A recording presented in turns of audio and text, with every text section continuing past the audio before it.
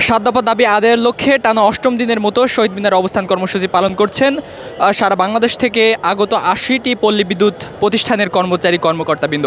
দর্শক, এই মুহূর্তে দেখতে পাচ্ছেন আজ টানা অষ্টম দিনের মতো আজ কিন্তু তারা শহীদ মিনারে অবস্থান কর্মসূচি পালন করছেন এবং তারা কিন্তু তাদের দাবি আদায়ের পক্ষে বিভিন্ন ধরনের স্লোগান এবং বিভিন্ন কর্মসূচি কিন্তু তারা পালন করছেন। এর আগে গত ২১ তারিখ থেকে তারা কিন্তু তাদের দাবি আদায়ের লক্ষ্যে এই শহীদ মিনারে অবস্থান করেছিলেন এবং আজ টানা অষ্টম দিনের মতো তারা কিন্তু একই জায়গায় অবস্থান করছেন তাদের দাবি আদায়ের লক্ষ্যে। দর্শক, আমরা এখানে উপস্থিত সাধারণ কর্মচারী কর্মকর্তা বিন্দুদের সাথে কথা বলবো এবং তাদের থেকে জানার চেষ্টা করবো তারা আসলে কি বলছেন, আসলে কেন এসেছেন এবং কি চাচ্ছেন। এখানে আমাদের ৭ দফা দাবি আদায়ের জন্য এখানে আসছি আমরা, এবং আমাদের চেয়ারম্যান স্যারের পদত্যাগের জন্য আমরা আসছি।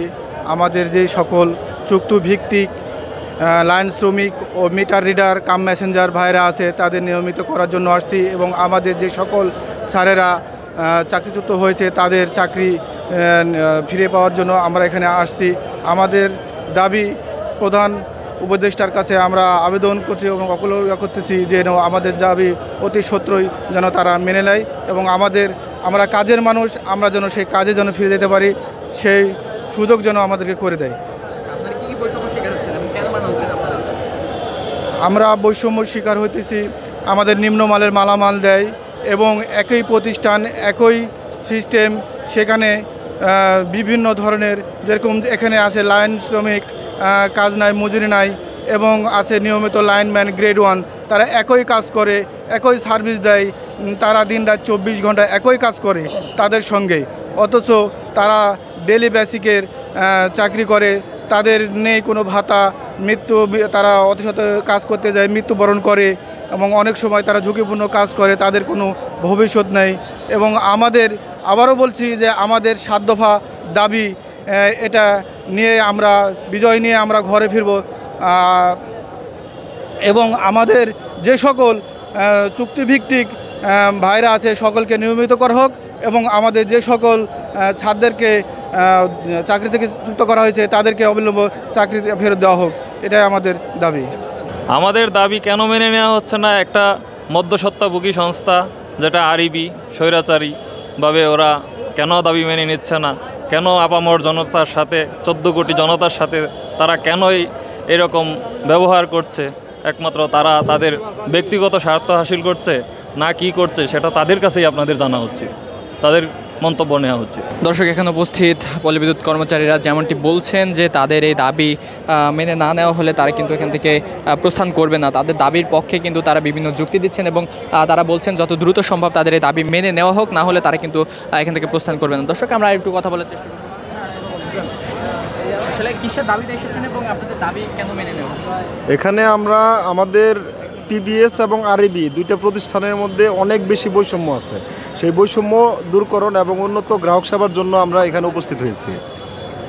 এখানে আপনি যদি বৈষম্যর কথা জিজ্ঞেস করতে চান তাহলে আসলে রাত আর দিন হবে। এখানে আমাদের মধ্যে আমরা যারা লাইন ক্রু আছি এদের মধ্যে অনেক ধরনের ভেরিয়েশন আছে, এগুলা আমরা শুধরানোর জন্য, বৈষম্য দূরীকরণের জন্য আজ দীর্ঘ ৮ দিন যাবৎ এখানে শান্তিপূর্ণ অবস্থান কর্মসূচি করতেছি। আপনাদের এই দাবি মেনে কেন নেওয়া হচ্ছে? এটা আসলে ওদের একপ্রেক্ষিক চিন্তাভাবনার কারণে, যেখানে সারা দেশের সমর্থন, সকল রাজনৈতিক ব্যক্তিবর্গদের সমর্থন আছে, সেখানে আরইবি নিজেদের রাজত্ব টিকিয়ে রাখার জন্য একমাত্র এই কাজগুলো করতেছে। তারা কখনো এই দুর্নীতিটা তাদের এই দুর্নীতি মানুষের সামনে যাতে না আসে সেটার জন্য এখনও তারা নীরব। তারা যদি আমাদের দাবি মেনে নেয় তাহলে এক প্রকার স্বীকার হয়ে যায় যে তারা এতদিন দুর্নীতি করছে। ঠিক এই কারণটাই আমি ব্যক্তিগতভাবে মনে করি, এই কারণটাই তারা এখনও মিন করতেছে যে আমাদের নত হওয়া যাবে না। অন্যথায় এতদিন এত সাপোর্ট থাকা সত্ত্বেও কখনো এটা অবাস্তব হওয়ার সম্ভব না। আমরা দীর্ঘ ৮ দিন যাবৎ কর্মবিরতিতে আছি, সেখানে গ্রাহক সেবা চালু রেখে গ্রাহকদের বিদ্যুৎ সরবরাহ সচল রেখে আমরা কর্মবিরতি করতেছি।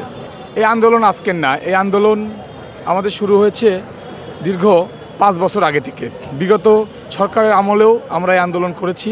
সেই আন্দোলনে আমাদের সেই সময়কার ফ্যাসিবাদী সরকারকে বিআরইবি ভুলভাল বুঝিয়ে আমাদেরকে তারা সেই একটা স্বৈরাচার উপাধি দিয়ে আমাদের আন্দোলনে নস্যাৎ করেছে। তারা নিজেরা গিয়ে বিদ্যুৎ বন্ধ করে আমাদের উপর দায় চাপিয়েছে। বিআরইবি এমন একটি প্রতিষ্ঠান, সেই প্রতিষ্ঠান তো এমন, ধরেন বিদেশে কোনো লোন দিয়েছে, সেই লোনটা কি করে এরা পিবিএসের উপর 2% সুদে দেয়, 2% সুদে দিয়ে সেই লোনটা আবার আমাদের দিয়ে দিতে হয় তাদের। মানে টাকা দেয় বিদেশ বা সরকার, আমাদের উপর তারা 2% হারে সুদ দেয়। এখানে দেখেন বাপ কোটিপতি, ছেলেরা ভাত পায় না, মাঝে মধ্যে আমাদের বেতন বন্ধ হয়ে যায়। সেই বেতন এরা কী করে, যে অন্য বিদেশ থেকে টাকা নিয়ে বেতন দিই। এরা কোনোভাবে কোনো অবস্থাতেই এই যে আমাদের কাছে 2% সুদ নেয়, এটা কি কোনো কথা রে ভাই? তারা আমাদের মাথার উপর থেকে নিয়ন্ত্রণ করে। তারা যদি আমাদের কাছ থেকে সুদ নেয়, এটা কোনো দেশ হতে পারে? এটা কোনো কথা হতে পারে? এর আগে যখন লাইনম্যান আন্দোলন করেছিল, তারপরে এরা কী করলো, লাইনম্যানের ভেরিফিকেশন করার জন্য লাইনম্যান থেকে বানাইলো লেভেল 2। লেভেল 2 এমন একটা পোস্ট করলো যেখানে চুক্তিভিত্তিক। তারপরে তারা ভালো লাইন শ্রমিক, মানে কানামোনা, কাজ নাই মজুরি নাই, কাজ আছে মজুরি নাই। এই যে ভেরিফিকেশন আমাদের সিস্টেমে যে মিটারের ভাইরা আছে, ধাপে ধাপে বিল দেয়, এতদিন থেকে তারা আন্দোলন করে আসছে। তাদের আন্দোলন প্রায় 10 বছর থেকে আজ পর্যন্ত তাদের কোনো নিয়মিত করে নাই। তারা যখনই কথা বলেছে আপনি খোঁজ নিয়ে দেখতে পারবেন, 10টা 5টা 20টা 100 200 300 করে, কিছু না হলেও 10 থেকে 15,000 পরিবারকে তারা বসিয়ে রেখেছে। এর আগে যখন কথা বলতে গিয়েছিল আমাদের বিএসসি ইঞ্জিনিয়ারেরা, একটা বিএসসি ইঞ্জিনিয়ার যারা শুধু ডিপ্লোমা না, বিএসসি ইঞ্জিনিয়ার, তারা যখন কথা বলেছে তাদেরকে চাকরি থেকে সাসপেন্ড করেছে।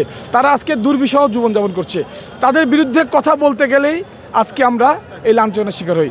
এখন আমাদের সুযোগ এসেছে 24-এর বাংলায়, আবু সাইদের বাংলায়, মুগ্ধর বাংলায়, এখানে কোনো বৈষম্য ঠাঁই হবে না। এখন যদি সরকার, আমাদের নোবেল বিজয়ী সরকার, আমাদের মাননীয় প্রধান উপদেষ্টা ডক্টর ইউনূস স্যার যদি এটা না দেখেন, আসলে আমাদের আর দেখার কেউ থাকবে না।